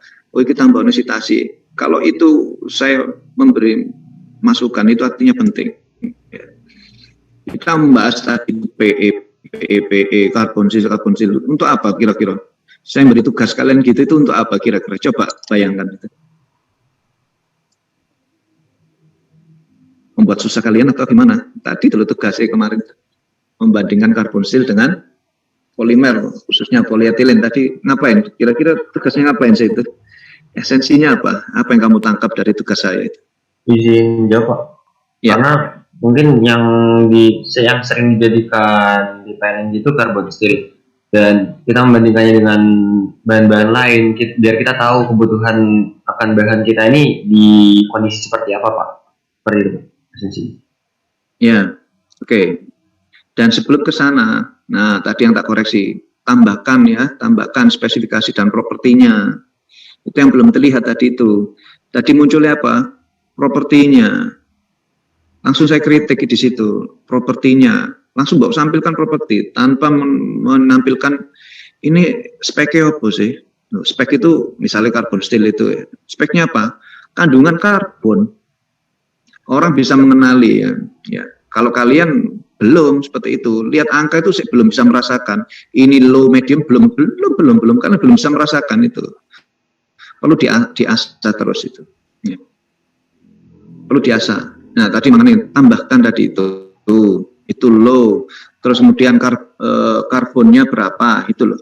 Sehingga ini memang adalah low karbon. Kelompok polimer paham koreksinya? Paham, Pak. Oke ya.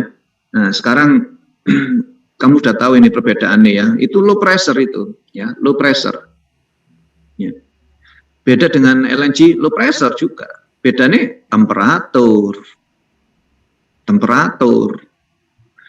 Misalnya sekarang saya punya polimer itu bisa tak pakai suhu minus ini. Tadi yang barusan, misalnya sopo sing ngomong Jasmine. Ya Wamin, bisa nggak itu sama-sama tekanan rendah itu polimer mau tak pakai di LNG, bisa nggak?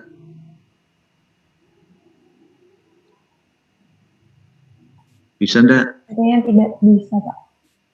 Apa constraint-nya? Properti apa yang dibutuhkan pada saat membicarakan gitu?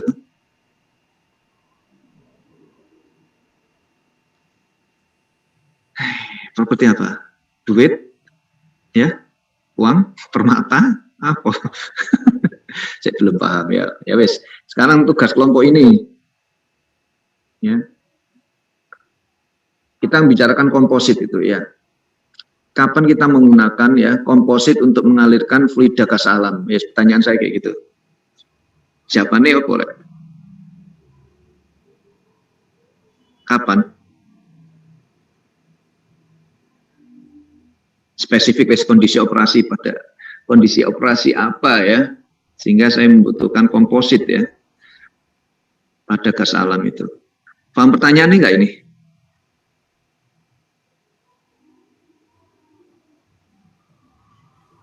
Oh iya Pak, digunainnya pas tekanan tinggi Pak. Kalau apa?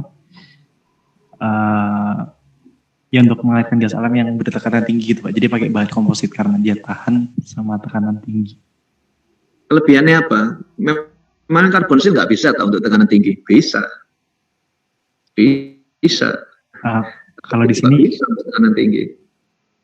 Jadi kami dapatnya dia bisa sampai 250 bar gitu Pak. Bisa, jadi untuk CNG karbon steel juga bisa. Kenapa sih orang sekarang ngetren kok? Nah ini tuh sekarang kok pakai itu ya. Tadi di awal-awal presentasi kalian bagus tadi. Siapa sing mengenalkan presentasi awal tadi siapa? Itu pengenalan udah bagus itu. Tujuan, keunggulan. Siapa sing presentasi tadi itu? Saya Pak. Jasmine. Masih ingat nggak kamu presentasimu ini? Tujuan, keunggulan itu loh. Tujuan di slide kirinya, ya, keunggulan di bagian kanannya, kayak gitu aku seiling rek nang otak saya, tak perhatikan itu letak-letaknya itu, tak perhatikan itu, ya. Fokus meskipun saya nyetir, ayo Jasmine. Kenapa sih orang beralih sekarang ke komposit itu? Mungkin karena harganya lebih murah. Kemudian komposit lebih murah, ngawur ini Jasmine ya. Komposit jauh lebih mahal dari carbon steel, Mbak. Ya, komposit jauh lebih mahal ini daripada carbon steel itu. Ya, keunggulannya apa? Jangan guyu-guyu ini, ayo pasti ada yang ketawa ini ya. Oh, sekarang pasti ada yang berhenti ketawa ini.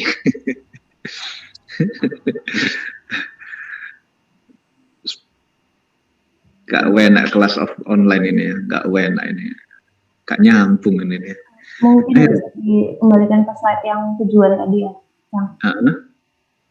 Gimana? Loh, kenapa? Nah, di situ ada harga lebih murah. Itu kenapa sih kok pakai komposit itu loh? Itu alasan yang bagus tadi itu. Ada yang punya itu bagus sekali itu.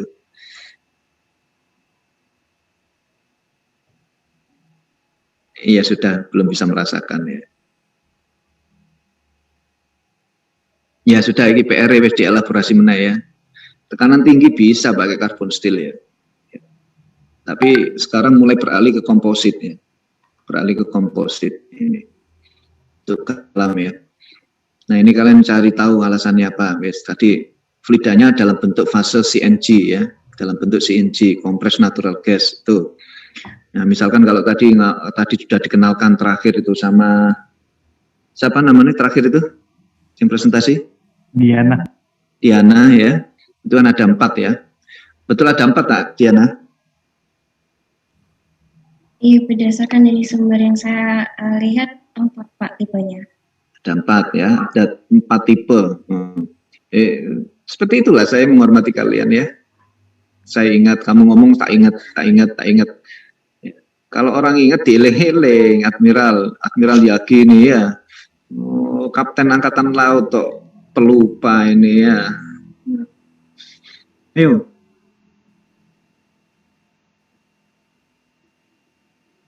Tugasnya pertemuan berikutnya, karena kuisnya nanti ini kuis kedua ya, kuis kedua itu berkaitan gas alam lagi ya.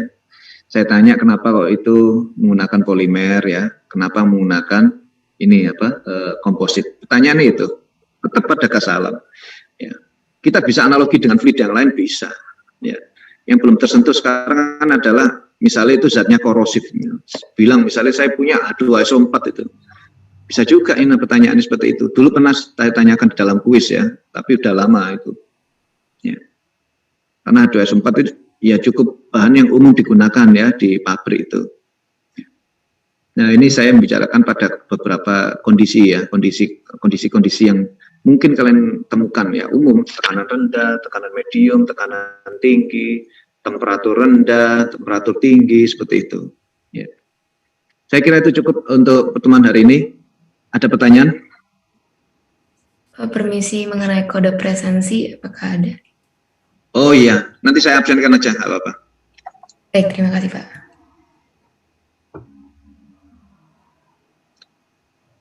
Oke, ada lagi?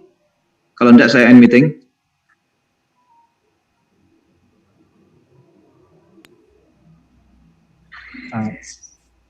Sepertinya sudah sih Pak. Iya mungkin cross check PR tadi Pak ya. Yang pertama berarti kapan menggunakan komposit untuk mengalirkan gas alam. Yang kedua apa keunggulannya komposit dibanding carbon steel tadi itu Pak ya untuk gas alam pertahanan. Ya wes paling gampang gitu ya untuk memancing diskusinya. Tadi yang seperti halnya di polimer ya. Kalian menyebutkan polyethylene tadi itu juga sama ya. Pembandingnya adalah carbon steel ya. Nah, barangkali saya yang keliru juga ini Jasmine ya. Anda belum memberikan informasi ya. Kelompok polimer juga barangkali bisa tambahkan harga pipa misalnya dengan bahan-bahannya itu. Kita buktikan misalnya ya. Harga tangki misalnya gitu ya. Tangki antara carbon steel dengan dengan komposit. Katanya tadi kamu bilang komposit lebih murah kan ya. Barangkali saya yang keliru ini ya. Nah, kalau ada yang lebih murah, saya akan rekomendasikan kontraktor saya untuk beli di sana itu. Di pabrik Jasmine nanti. Saya akan rekomendasikan ya. Nah, kamu keliru, kamu tak bawa ke polisi. Ya, saya kira itu cukup. Assalamualaikum warahmatullahi wabarakatuh. Ya. Waalaikumsalam warahmatullahi wabarakatuh. Terima kasih banyak Pak. Ya.